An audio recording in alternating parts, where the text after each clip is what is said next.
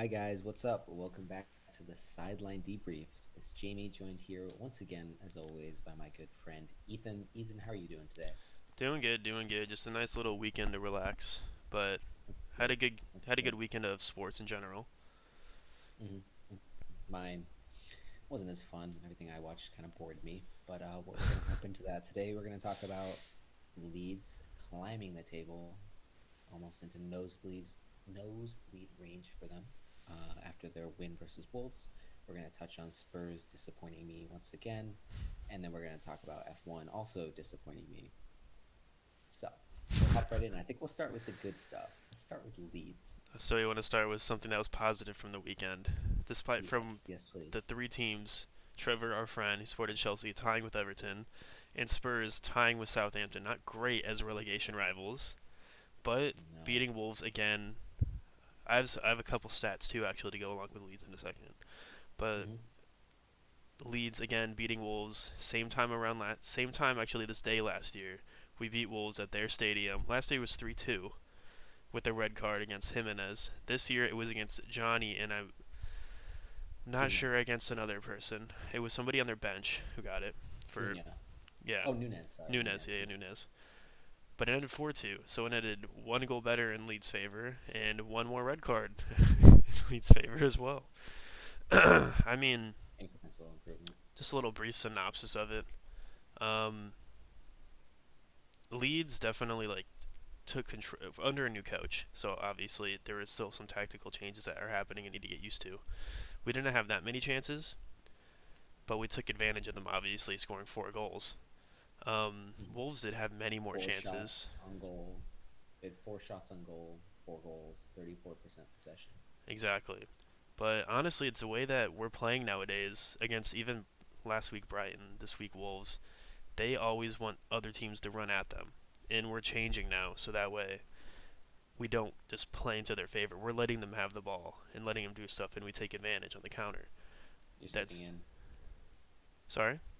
You're sitting in. You're Yeah, yeah, doing yeah. what We're a defensively team we're much trying more to. sound. We're just not trying to run at forward press. We were forward pressing the last stage of the game, last like 10 minutes when we had a five at the back, and we were good with the five, not good with the five at the back, but much more defensively sound. I mean, they scored 2 goals on us with the five back, but we changed tactically too, which is something that as a Leeds fan haven't seen well at all since the Prem under Marcelo Bielsa under Jesse Marsh. They only had a plan A. If it didn't work, we lost. We scored Mhm. three. We scored 2 goals. Subbed off Nanto for Rasmus. Rasmus scored within a minute of coming on, which is great. Um, and then switched to a five back with Ailing switching to our right center back. And it was honestly nice seeing a manager that wasn't just saying believe, believe, believe, into actually changing tactics and not forward pressing out of the wazoo. But I Not mean, that I believe that we will win. I exactly. believe that And we will win. me and my girlfriend just watched the first episode of Ted Lasso because we haven't seen it, and just the Good iconic. show. It reminded me of Jesse Marsh, the iconic "Believe" poster right above the door in the very first episode. It was funny, Yeah. but that's really what it came down. I did look on the Wolves subreddit, and they're just mad because apparently the refereeing didn't go their way. It didn't go complete in their way, but it's the Premier League. Leeds sometimes don't have games that go their way. Neither does Wolves. But I mean, the commentator, I will say, absolutely disgraceful. It's clear and obvious Wolves fan. The penalty shout that happened in the first 5 minutes of the game with Junior Firpo touching the ball and the guy's foot at the same time, but it was so light. The guy fell as soon as he felt contact, but it was such a light foul and it wasn't given. Commentator was still bringing that up in the 99th minute of the game about how the whole game could have been changed. I mean, it could have, But but yeah, in intervals of 5 minutes, about every time he brought it up, though. yeah, it's And frustrating. the clear, it wasn't a clear foul. I don't think it was a foul at all. It was a tug on the shirt, yes. But the way that Adama Traore got tugged on the shirt by a man a fifth of his weight and just stopped moving once he just saw the shirt being tugged. And Yeah. then Rodrigo took it and scored. Rodrigo's back to scoring ways. Hopefully, he's on permanently over Bamford, which would be great. Bamford still is not doing much. He had a deflected shot going off the crossbar. I mean, against Brighton, which was great. Don't get me wrong, but He's still not doing anything, so that's great if Rodrigo comes back. But I mean, yeah, Leeds finally with the win. Good form under Gracia. We have in the last four, we have two wins against Southampton and Wolves, which are mandatory wins if we want to stay up. A draw against Brighton and a 1-0 loss to Chelsea. It's not bad at all. Better days Do coming you, for Leeds. do you think Leeds fans are going to like the switch from this attacking football they've been playing ever since Bielsa's taken over, where they've really gone at sides and they've really taken the underdog mentality? Do you think they're going to like the switch to Gracia's more conservative style of football, where it's probably going to be more effective points wise, but watching it and when it's not working, it's going to be dreadful to watch? So it's not a complete switch up yet. Maybe after the international break, things can change. We don't play into the other team's hands, is what it looks like so far. Against Chelsea, we still played much more attacking. I felt not out and out Bielsa and Marshball, but we still played more attacking. It looks like he's changing up strategy per game, as you should honestly, based on Yeah, the opponent. But if it's more conservative and it's effective, and he honestly only has a contract until the end of the season, so he could be out if we stay up. I think we should keep him personally, but if you stay up. if you stay up, yeah, even if we go down, I think we should keep him. I mean, he's a sound coach. He'll do great in the championship, I think. But the subreddit and even the stadium, they weren't happy with the style. They thought it was very boring.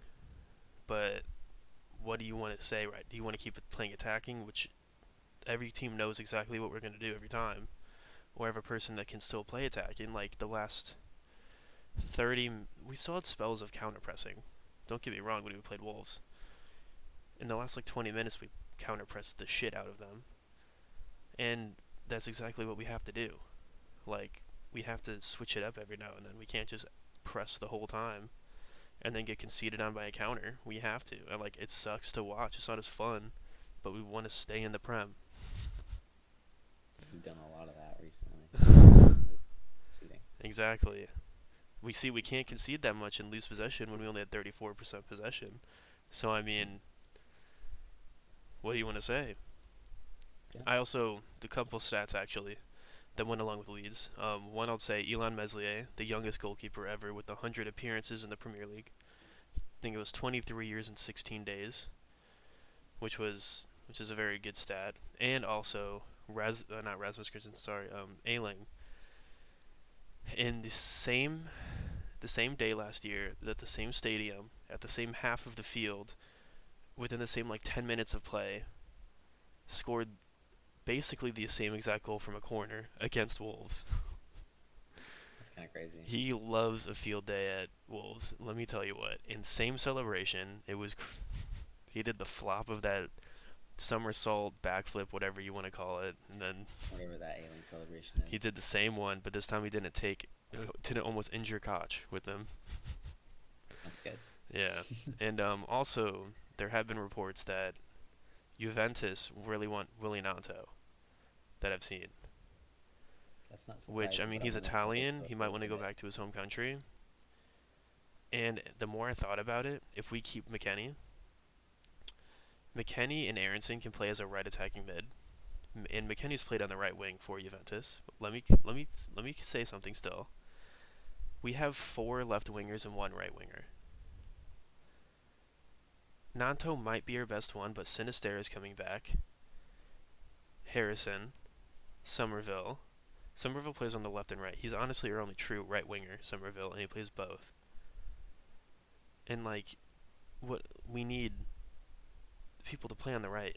We can give up Nanto maybe, buy McKennie, and then maybe invest in like a backup for Somerville or McKennie on the right if we play in that kind of system. I think Noto would be. It'd be too soon for him to leave Leeds. I think the best thing for his career is to spend another year if Leeds stay up at Leeds Oh no, and I really completely develop agree. himself. I just won't be that sad about it if we were able to get money for Nanto after spending. Guess how much you spent for him? Like 3 million. Yeah, 3 million. And I'm guessing we're Yeah, going to be flipping a decent profit for him too. So yeah, I mean, that's why it won't be too sad to see him go. It will because of the superstar he will become, I think. But you know what I mean. Like yeah. it's profit at the end of the day. It is. And although I don't see him leaving. I don't Like, think I'm leaving either, but yeah. All right, now going on to a six-goal thriller, but a real sad, depressing day for Tottenham. thriller is a word I wouldn't use. As a neutral, maybe. As a Um, neutral, it's a thriller. As a Tottenham fan, it's sad days. it's another one of those. We've had a lot of those recently. It's been real frustrating. I think I think a second last podcast we did, you said that Spurs have the best form in the league. That is very far from the case now. Yeah. We fully jinxed them. They have not had a good result really To be for fair, I did knock on since the wood when I start. said that. Yeah, Last I must episode, I not did have. that. You must not have, I but must not have. But looking at it, 3-3 against Southampton, bottom of the table, still bottom of the table. Southampton. I who think, can never seem to score and scored 3 goals. yeah, I think they had like 11 home goals all season. They got three. Um, I'll say I watched the first 45 minutes. So bored. Game was not captivating me at all. And so I decided I'd get up, go make myself some breakfast. Right as I did that, Petro Porro scores a banger. He looked good. He looked exciting. Knew what to do with the ball. He looked like he'd be a good outlet on the attacking side. But the big story in the first half, besides Spurs going 1-0 up, was the injuries for both sides. It's the first time since 2003 and only the second time in Premier League history, four substitutions were made in the first half due to injury. Oh, wow. Bella Kotchup and Ben Narak on Southampton. On Southampton, their two center backs go out injured. Um, and then for Spurs, Richarlison was hurt after 60 seconds, which was just great. And I then did Ben see that Davies little got hurt. post, which was unfortunate. And Ben Davies got hurt, and he's been very important to the system because it's kept Perisic outside because Perisic hasn't been playing well. Um, but yeah, went into halftime 1-0. I was like, all right. I was not gonna lie, I was a bit hungover that day. I was like, all right, they're gonna cheer me up. We're just gonna beat Southampton. It's gonna be a routine win.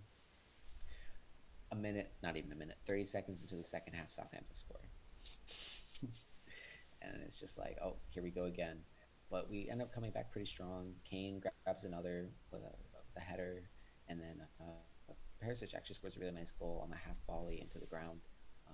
His first of the season. You could tell it meant a lot to him. We went 3-1 up. At that point, I'm thinking, oh, it's over. Whatever. I'll start packing because I had to drive somewhere later. As I'm packing, I turn around. Theo Walcott scored. Dyer has made an absolute. I don't even know what's happening. He's decided to stop marking Theo Walcott in the middle of the box and go play goalie on the goal line. He's. I'm at my wits' end with him. I'm at my wits' end with a lot of these players. He was called up to the England squad, too. Same with Pedro Porro. He was called to the Spain squad. And Brian Yes. Hill. Now, a lot of these players are good on their own. They don't play as a team. Yeah. Excuse me. Um, and then yeah, they get a penalty in the 91st minute, which never in a million years, in my opinion, is a penalty.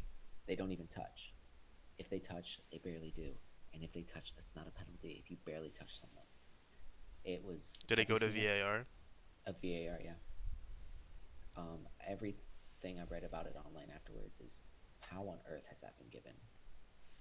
I don't believe that the Premier League's rigged, but that kind of thing, you look at it, You you're think it's like, incredibly poorly officiated, yes, yes. which I think Maybe, everybody can agree on that. yeah, Yeah. at the moment, especially, Yeah. there's just mistakes after mistakes. But yeah, 2 points taken away from us with a bad decision, but also you shouldn't put yourself in that position against Southampton. We're still somehow in fourth. I don't know how. Um, Conte, after the game, went on a 10-minute tirade, tearing apart the team's mentality, saying it's been the same story for 5, 6 years. These players don't want it enough. They an achievement for them is a round of 16 Champions League exit. You look at everyone else in the Premier League around us, the other big six clubs, they all have so much ambition, but these players, they seem fine with where they're at. Even though you look at it, Romero World Cup winner, Lloris World Cup captain winner, Harry Kane, Went to the Euro the England finals. captain, Went yeah, to the Euro went to the Euro finals. finals. Son, best Asian player year after year after year, captains his nation. You have Brazilians number 9, Richarlison. I just don't get how You can say they that. I don't get. No, no, I get how Conte can say that. I just don't get how the mentality doesn't switch over to the Spurs team, unless it really is just the DNA of the club, which I it personally feels don't like at the think moment. the manager should even come remotely close to saying that either. Maybe the board. I The manager is someone who should inspire something in the players. I agree. I don't Not think Conte's has no blame here. I am leaning closer and closer to Conte out, but Conte said this, Mourinho said this, Pochettino said this. Nuno wasn't around long enough to say it. true. But if three managers in a row said this team's really good, they just need to fix their mentality. Not two proven winners in Pochettino who did so much with this side. I mean, also, It's when was yeah, the last time the board has ever changed their staff years. ever? Yeah. So honestly, it comes down to the board too. Yep, The that's players what a you lot can of people are sign, saying. PSG, their stars, Madrid stars, and Barcelona all mixed together. And if the board is still not doing anything, then But Spurs have been spending money. They've just been spending the money the worst out of the top six. For Charlison, we spent 60 million on him. He hasn't been very good. I think he's got the potential. He hasn't been very good. Like Ndombele, Lo Celso, Sessignon. That's one summer. Those were the signings. Jack Clark. None of them have any part of the squad at the moment except for Sessignon. I look at the bench. Um, Lucas Mora. I mean, he's been okay. Kuliszewski's been good. Danjuma, he hasn't played a game. Perisic, he's been a net negative. Royale, a lot of people don't like him. Sanchez, not worth 45 million. It's just bad investment after bad investment after bad investment, and that's why you still look at Kane, Son, Lloris as the best three players because we haven't been able to recruit well. yeah. Anyways, enough about Spurs before I rant rant too long about them because they really do my head in, and I'm just not really sure of the direction because I'm sure we'll win this next week and it'll all feel fine. But I think we're gonna move on to Saudi Arabia Grand Prix. Yeah. F1 was there this weekend. You Well, watched the we race? also have to save this topic for the next video. So Mm, we will say yes, an we'll end to move on this to that video one real in the quick, next but we video. will see you soon. So see you soon. Yep, Bye. perfect.